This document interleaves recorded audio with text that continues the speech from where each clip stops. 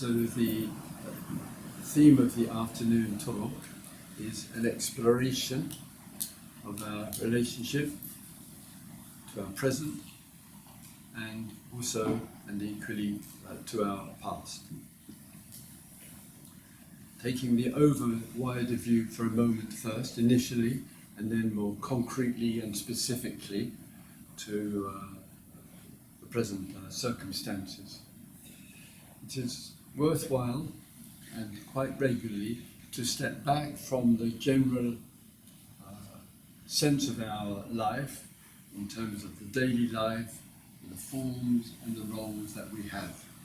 The stepping back from the general sense of our life can just give us as human creatures a larger, wider overview. The importance of this is to make a contribution to getting our small, modest life in a proper perspective. And what I have in mind here as a regularity of reflection, that we look back, both the past and the present, and in our references to the past, as a species, obviously we can go back a very long way. And that recognition of creature life going back thousands, hundreds of thousands, millions of years has, in the whole evolution of life, in the vast extent of the period of time which takes place, has and continues to contribute to and influence our life today. So the references of stepping back, looking to the past, is to contribute and help us get a proper perspective on our life in the present, because we are and always were modest creatures living our life and moving through this journey through the field of existence.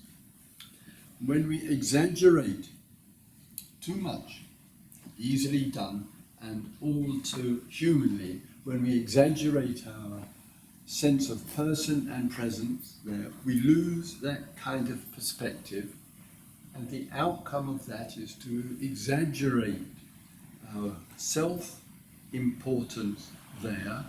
We forget our ordinariness as creatures on the earth, and small issues get exaggerated, and the exaggeration of this causes human suffering. It makes us unhappy, confused, worried, anxious, stressed out, because we've forgotten the sense of something bigger. Part of this practice, not all of it, a modest part, but part of this practice is to make a contribution toward a more expansive view to help us appreciate and acknowledge our sense of a persons walking on this earth, living and breathing. This long history of humanity and of our species goes through the whole variety of phases and which it does, and then with more expansive perspective we can also, and this is a remarkable aspect of human existence, that we can look back at our recent past, look back at the way the recent past is influencing upon the present, and a really remarkable feature of all of this is we can make changes. That is something. We as human beings have the capacity, we have the consciousness, we have the languages there, we have the energies and the capacity to make change. And that change which we can make is both internal and external. And we shouldn't underestimate the potency and the potential of human beings to make precious and important changes and to stay true to them. And the changes and the staying true to them, they both work together. What I have in mind here is many, perhaps all of us in this room, at various junctions in our life, we may be gradual or immediate. We have looked at a certain situation in our life and we have decided that some authentic, important change is needed. And that meant for us a shift away from what was to something new, and that becomes what is. The sorts of things that I have in mind here, for some, the changes in the diet, very, very, very important. And despite all the endless propaganda of the meat industry, some of us looked at our diet, sometimes from a health perspective, sometimes out of consideration for farms, farm animals, the use of pesticides and much more. And we said, I want to change that in myself, perhaps in my family, and therefore there is a movement for something fresh and new. Sometimes that also happens with people engaging and participating in retreats. Some of you have said the whole idea of a career, making a lot of money and becoming quote-unquote successful, which is actually failure, in terms of accumulation for this, that and the other, we have said to ourselves, I don't want to live like that.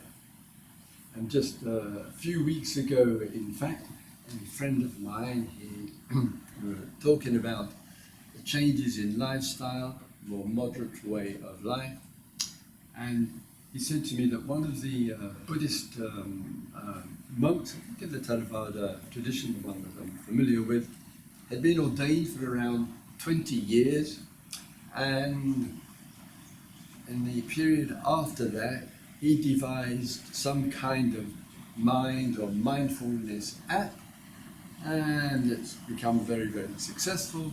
And the person said to me, he's made £40 million out of this online app there.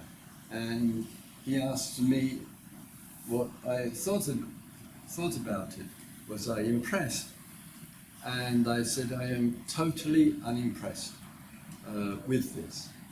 I said, if he had £40 million and he renounced it and became a Buddhist monk, I would be impressed. That's the difference. So some are going one way, shall we say, more and more status, position, wealth, prosperity, having and owning. And far too many people have concentrated their life as the reason for living. All the time and attention that has gone into it. And some of us have looked at that and said, I don't want my life to go in that way. Therefore, I regard moderation there. It takes some quiet confidence to change the way of life, and one risks, as it were, the disapproval of the other. Mummy and Daddy being the popular other, but quite a few others as well.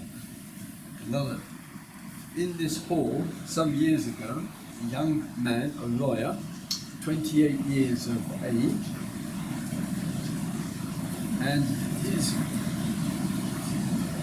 all welcome, slightly competitive, but it's all welcome.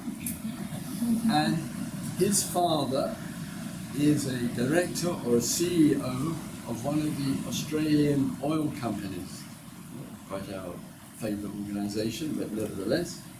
And the father said to him, before you are 50, you can have my position. You can be a CEO or a director in this oil company, I think, which is based in Perth. And the son was growing increasingly unhappy and dissatisfied with this kind of direction of his life and the pressure and the encouragement which his father was putting on him. And it came to the point where, that's part of the reason why he was here, that he stepped out of it completely there, to the disappointment of his father He felt his son was a failure and was weak and had dropped out and lost his senses and he was stupid and irresponsible and all of that labelling that goes on. But fortunately, he had a mother who understood him, and his mother supported him, and she could see that all this wealth hadn't brought the happiness and all the contentment and all the what it offered. And the outcome of all of that, including attending the retreat, he went off to India and to ashrams and retreats and walking and hiking and finding out for himself what his priorities were. And one thing, when he contacted me later, he said, one thing I know, I am not going back into the corporate world, that's over. And there are people, to their credit, I use an example, who have looked at the past, looked at what the future will be in its continuity, and the outcome of that is a fundamental change in the way of life. For something which is not career, but a livelihood, an ethic, that which is supportive for oneself or others. It takes some trust, is the point here, and we'll go a little bit more subtle in a moment or two. It takes some trust to stand by that.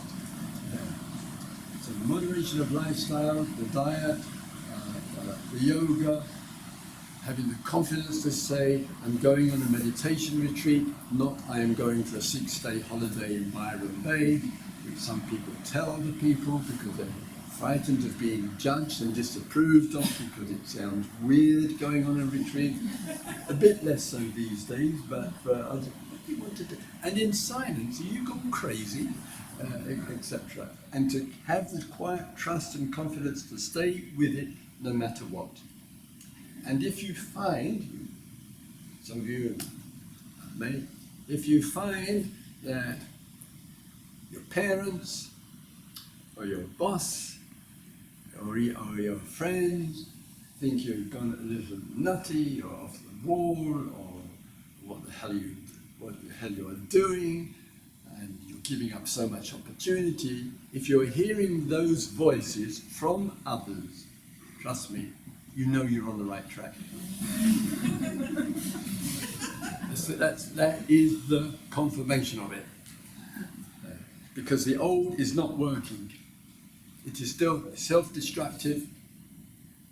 It exploits human beings. It's obsessed with profit and power and having and owning, and we do not have the resources on this earth to feed that kind of greed. So something has to change in the being and have trust in it in such a way that we are not afraid to speak up about our interests in almond milk, oat latte, tofu, what are the other things that people go tempeh, and much more, so that we can speak up, we can find the freedom of the voice there, and no matter how weird it sounds, slowly, gradually, people hopefully look at their lives, and as some of us said, we've looked at our parents, we've looked at what's around us, and we've kind of come to the conclusion at some point in our life, I do not want to live like that.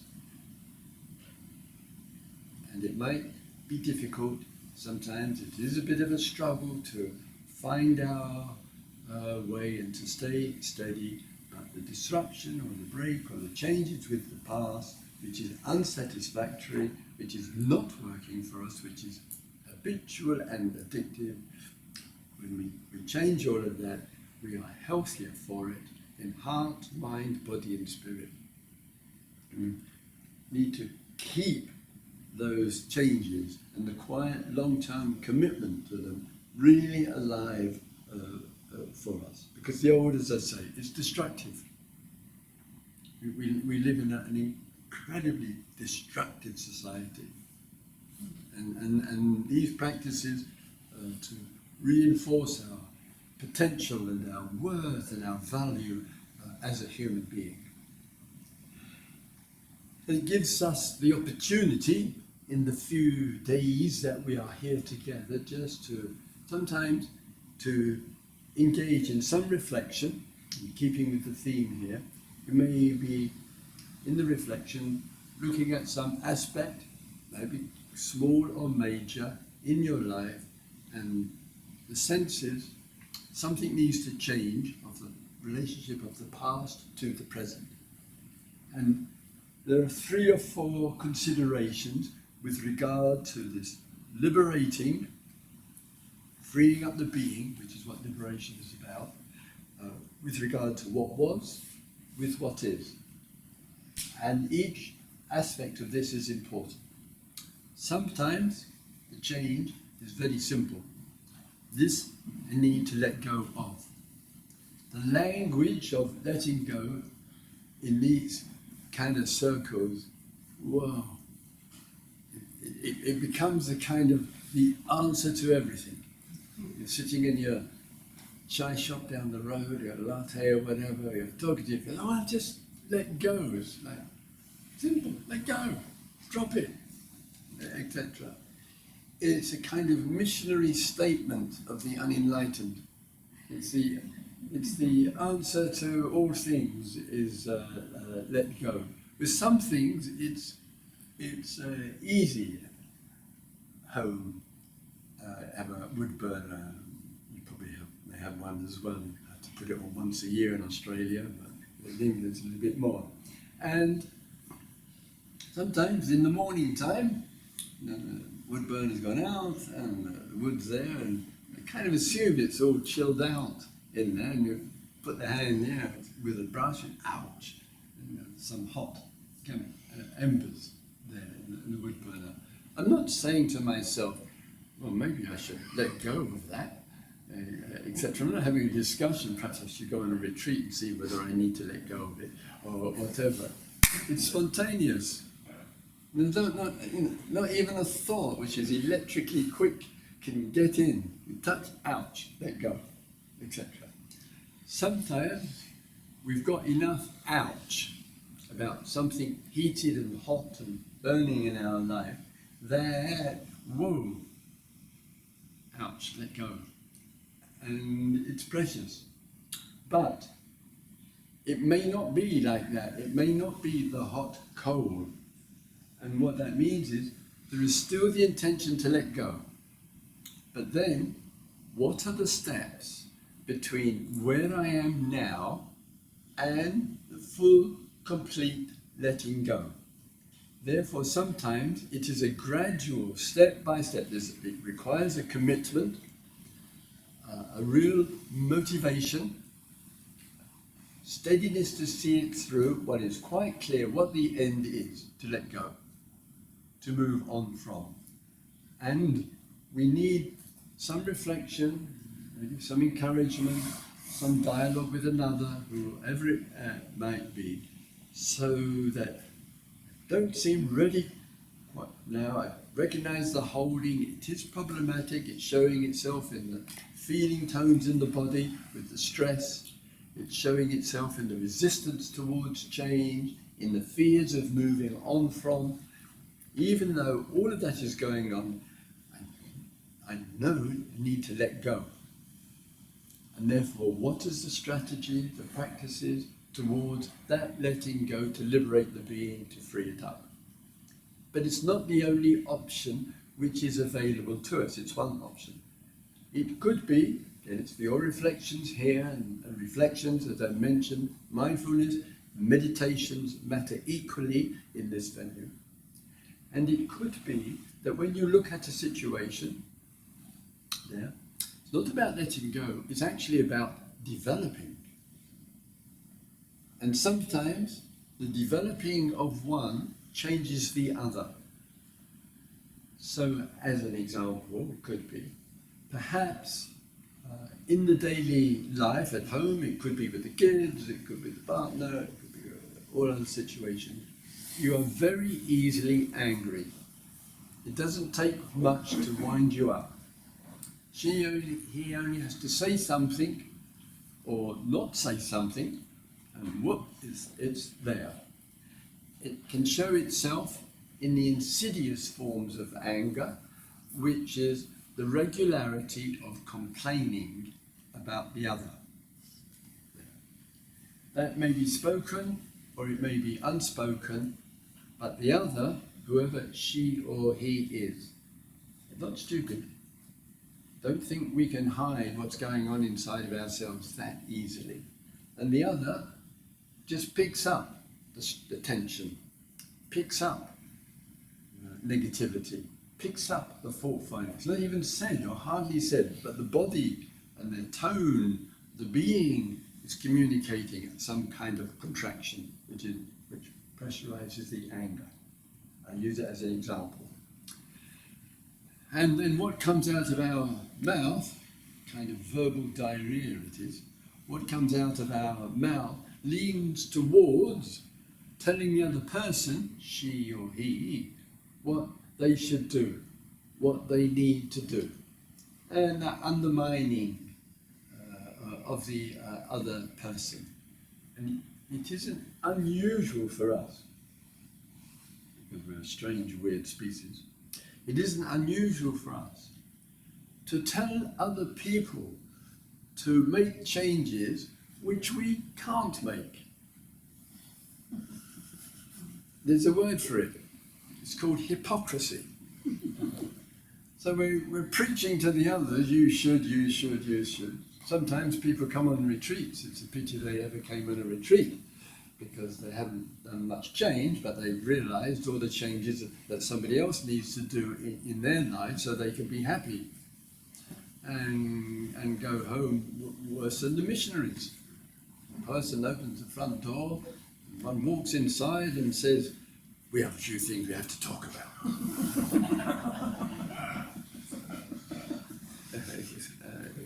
Etc. So it's a practice. So the development and the cultivation, which I'm referring to here, is the opposite voice. Instead of speaking negative and blaming and hostile, and all the corruption of values and the withdrawal of the other person from wanting to be around us there, we develop metta, kindness, and friendship, and warmth, and we try to stay true to it.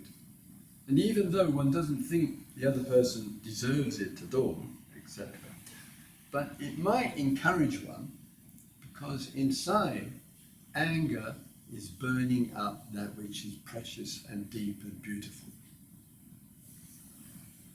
The angry person is the least happy human being. The angry one is suffering. The angry one is burning up inside, and she or he easily keeps justifying it. We have to find ways to change and transform that. Sometimes in the view of things, present, past to present for the moment, sometimes we look or hear something,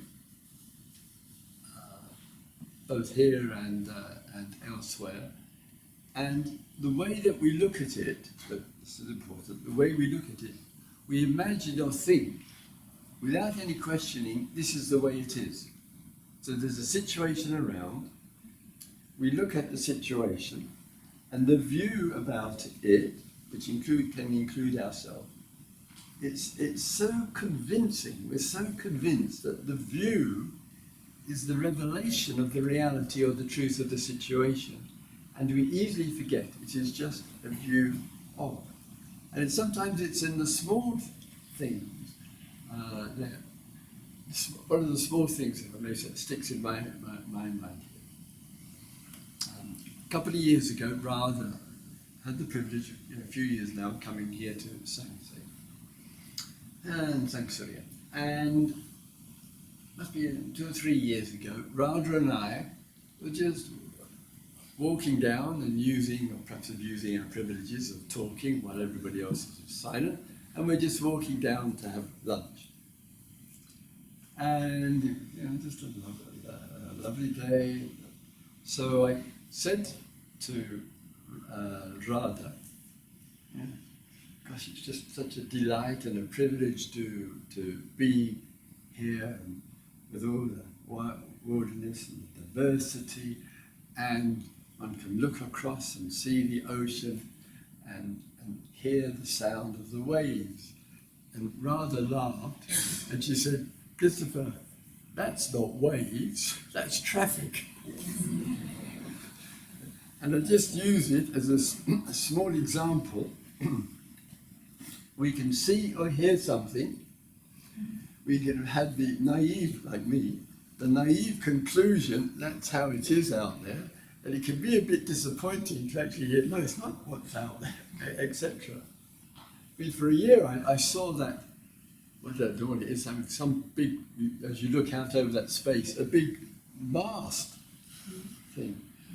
And it's the price of not looking clearly. I thought it was one of those eccentric Australian trees, but no, it's this mast stuck in the middle of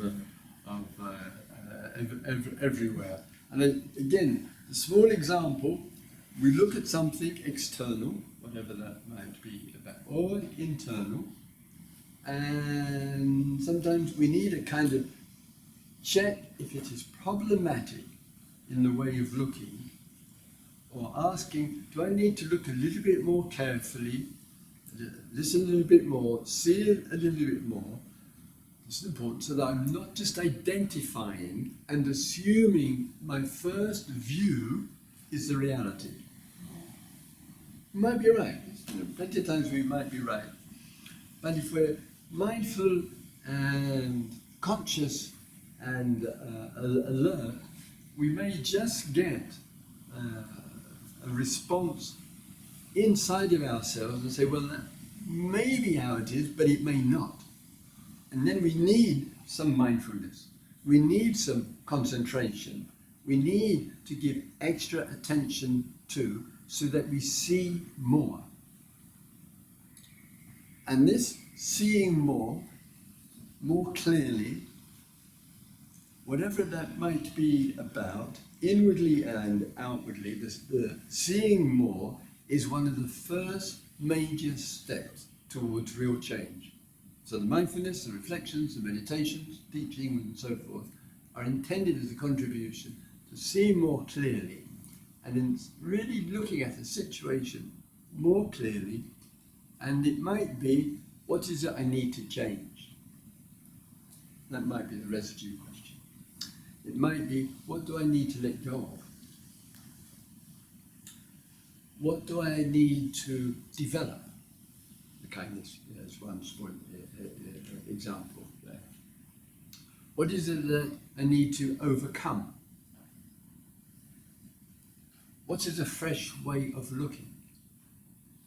So any situation arising, in this case on the retreat, which is challenging and difficult for us, we engage in our meditations, and we're not saying, and it's not being said, just because I am mindful of it, just because I am aware of it, therefore it will change and will come right.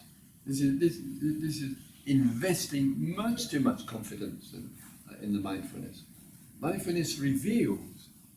Sometimes the revealing, one is mindful of, one is conscious of, one is giving attention to. And sometimes beautifully, one sees clearly, well, enough. One sees clearly, this has to change. One sees clearly in the moment, this has to be developed, or whatever. But as I have to repeat a little bit, sometimes you have to remember the mindfulness or the awareness or the meditation is the first step in the process of change, and therefore not an end step. And it is unfortunate sometimes when people come and say, Christopher, I'm really mindful of this unresolved issue in my life. I'm really mindful of and aware of this conflict that I have, or this depression which I have, or this anxiety which I really, but it's not making any difference. It's too much expectation and demand that the awareness or the mindfulness will bring about the change. Yes, it's made clear, and sometimes on the retreats and elsewhere, when we are more mindful and clear, that which is we are working on will seem stronger. It will seem more difficult because the resistance is gone, the defensiveness is gone, the withdrawal is gone. And in that respect, the days here, amongst the many factors to it, is a recognition of a human being's capacity to face our existence. Meditation is a kind of polite social word for face your existence and wake up. And so it's a bit hard for people to hear, so we call it meditation.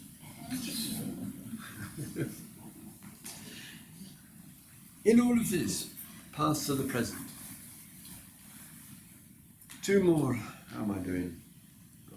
Just warming up, the time's going by. All right, there are two more aspects with regard to this, but both of them genuinely are worth bearing in mind. So the first, the Buddha and the Dharma go into this with a lot of depth, much appreciation for. So the point here that I wanted to make,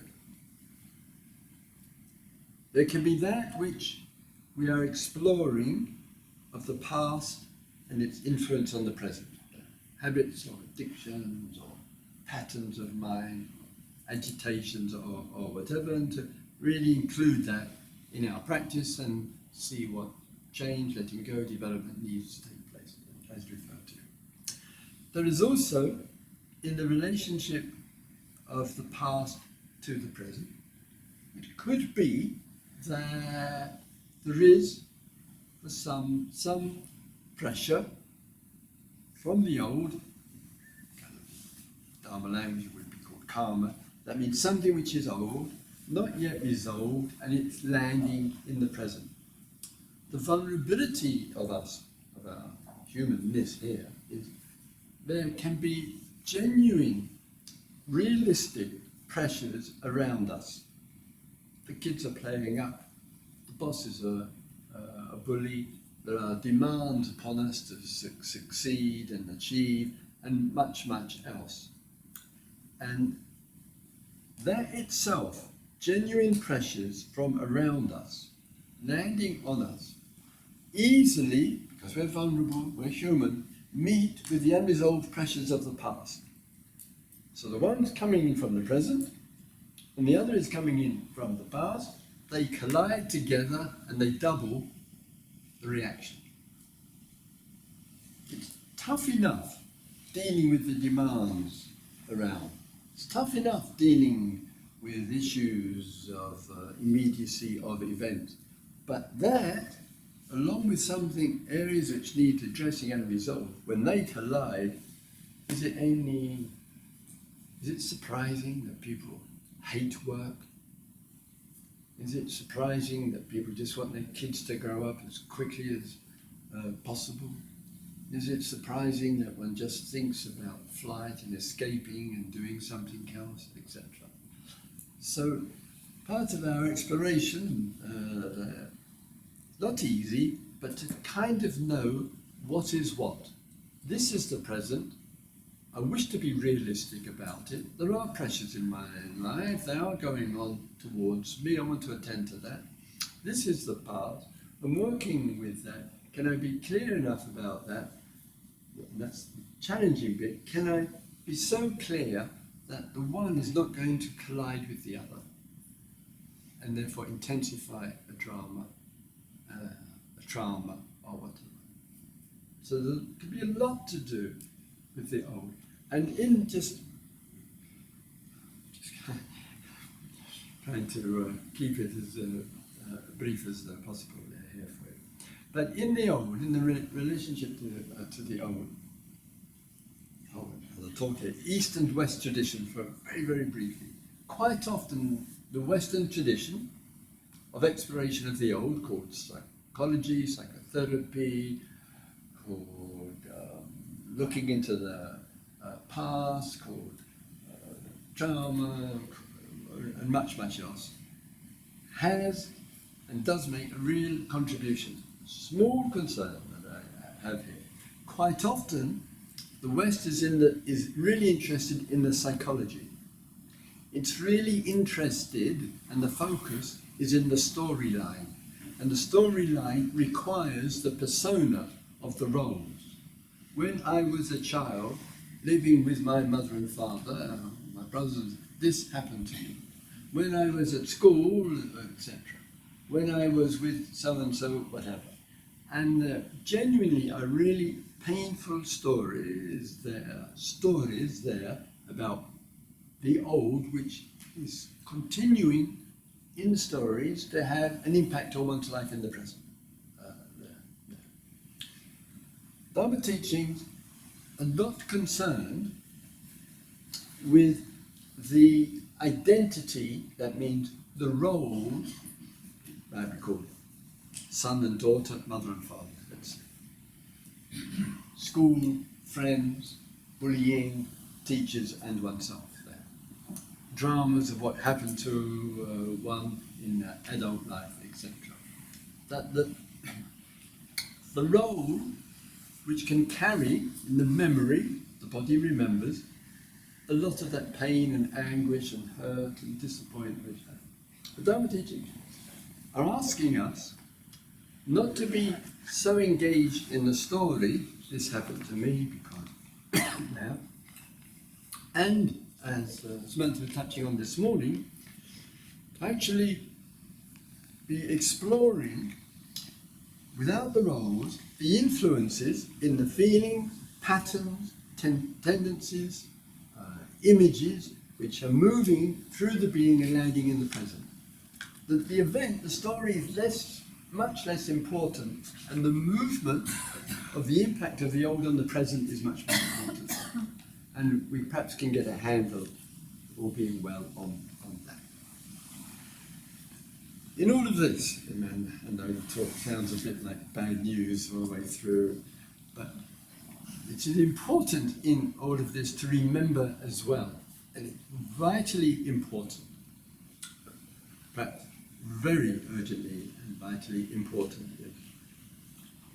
if the self, you, me, us, we just identify with the difficulties of the past, as spoken, the difficulties of the present, as spoken, the pressures upon us, it will leave in the view, in the image, in the consciousness or in the mindfulness, a view of life is difficult. It has to.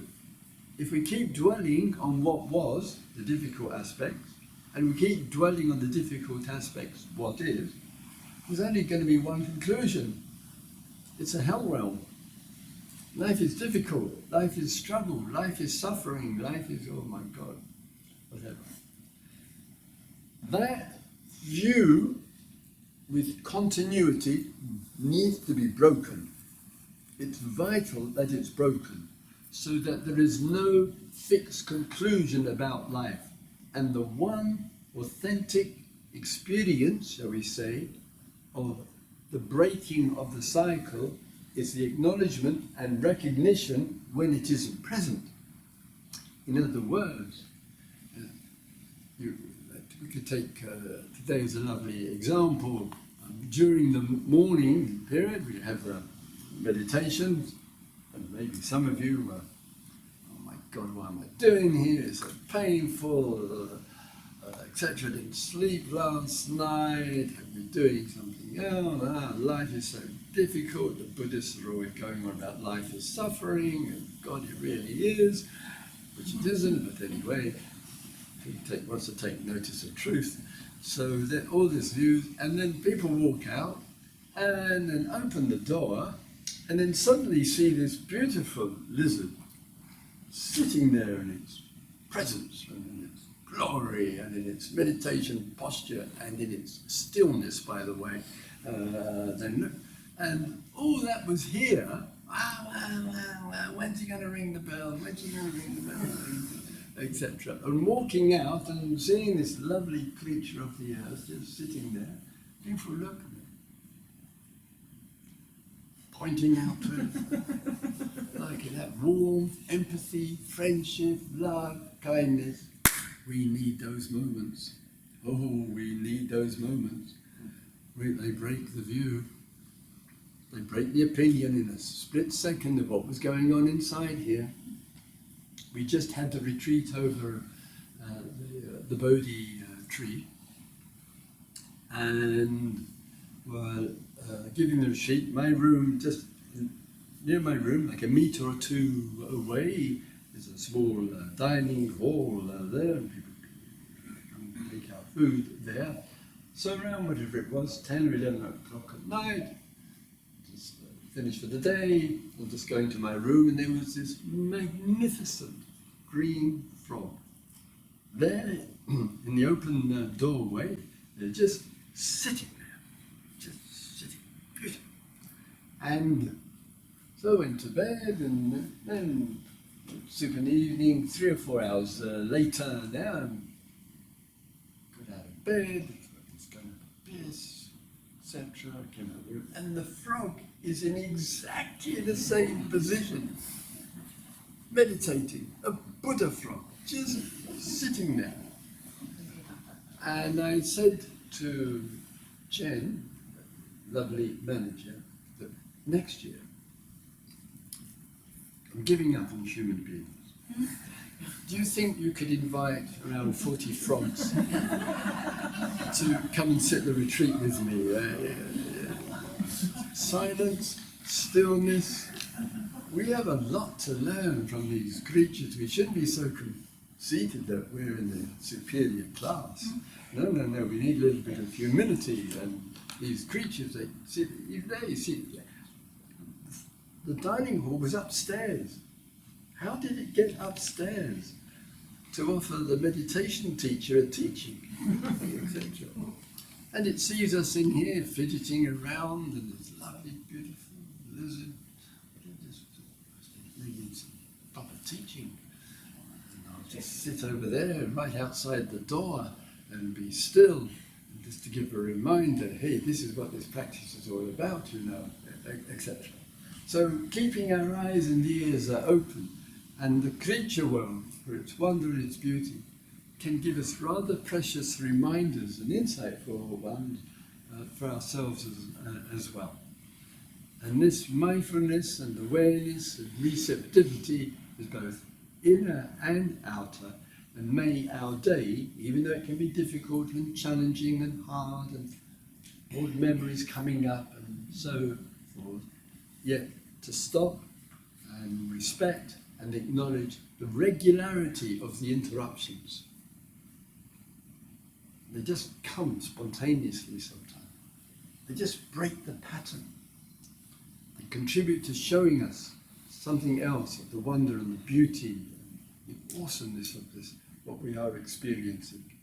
And we may go back to that struggle that we're having, and those pains in the body and those streams of thinking. We may have to deal with that, but we also know, hey, there are breaks in it.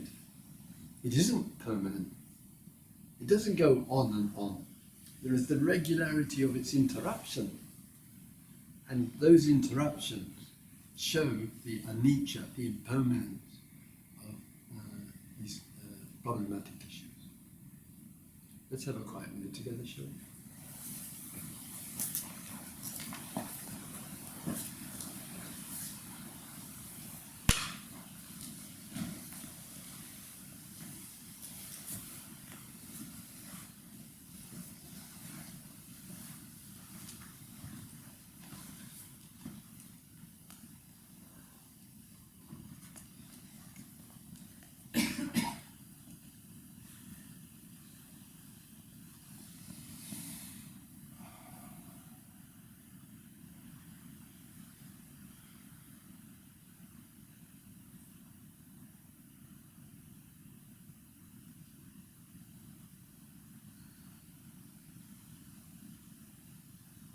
May all beings live mindful lives.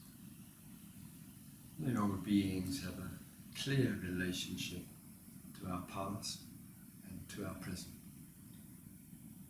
May all beings live with love and wisdom.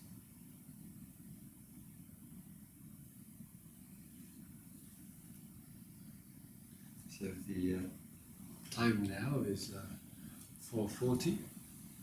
There are some one-to-ones with Samantha and I. And this time is also for some further sitting if you wish, standing, walking meditation. And the bell ringer will give a ring around 5:25. So at 5:30 there's more food from our